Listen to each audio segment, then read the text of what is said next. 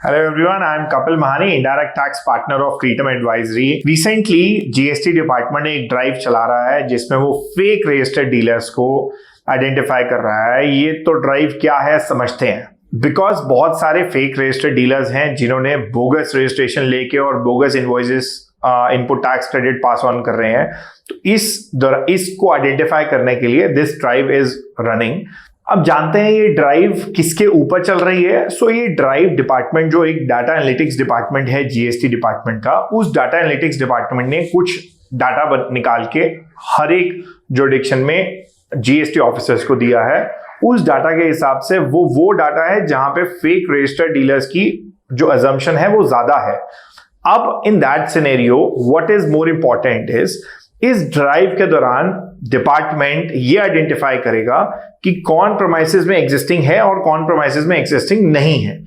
तो जो प्रोमाइसेस पे एग्जिस्टिंग नहीं होंगे, डिपार्टमेंट अंडर सेक्शन 29 जो जीएसटी एक्ट का है उसके अंदर रजिस्ट्रेशन को कैंसिल कर सकता है और उसके कैंसिलेशन करने के लिए आपको नोटिस भेज सकता है कि why I should not cancel your registration because आपका ये सब कंडीशंस आप एग्जिस्टेंट नहीं है। अब अगर डिपार्टमेंट ने ऐसा कुछ कर दिया तो आपके ऊपर क्या क्या ऑब्लिगेशन आ सकते हैं और आपने जिनको जो सेल किया उसके ऊपर क्या ऑब्लिगेशन आ सकते हैं, तो जानते हैं।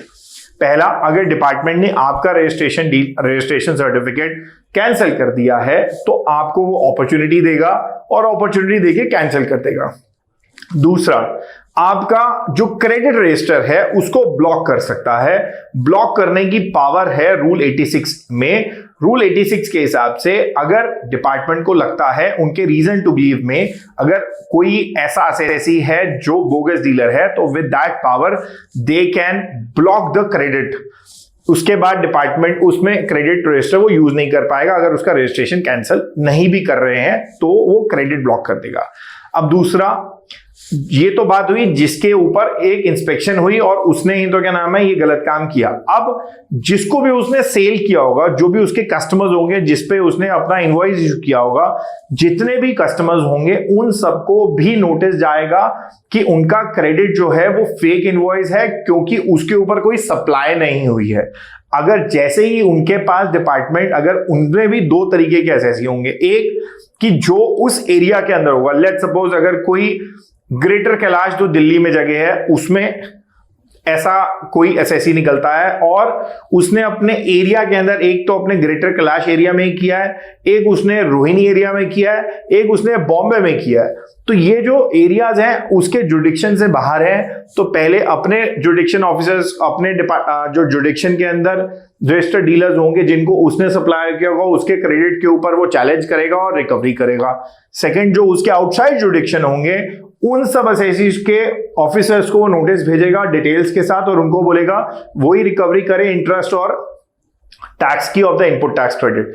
सो इस ड्राइव के दौरान इट इज वेरी इंपॉर्टेंट कि आप अपने डॉक्यूमेंट्स अच्छे से मेंटेन करके चलें। वो डॉक्यूमेंट्स क्या होंगे वो भी हम डिस्कस करते हैं। सबसे पहले आपको ये ध्यान रखना है आपके प्रेमाइसेस पे के सामने आपका जीएसटी नंबर लगा होना चाहिए। दूसरा, आपका रजिस्ट्रेशन सर्टिफिकेट आपके पास होना चाहिए। तीसरा, आपका एडिशनल प्रेमाइसेस है वहां आपके पोर्टल में अंदर रजिस्टर्ड हो, नहीं है तो आज ही करा लें। चौथा, आपको आपकी बुक्स ऑफ अकाउंट्स मेंटेन करके चलनी है। पांचवा, अगर आपने जीएसटी रिटर्न्स आज तक फाइल करी हैं तो आपको वो सब मेंटेन करके चलनी है।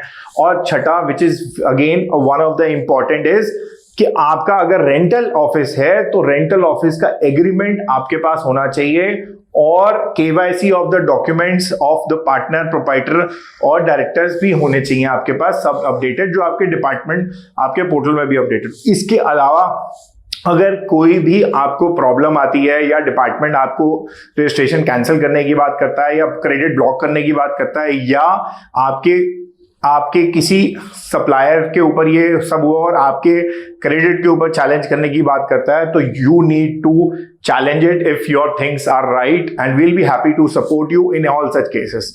Thank you.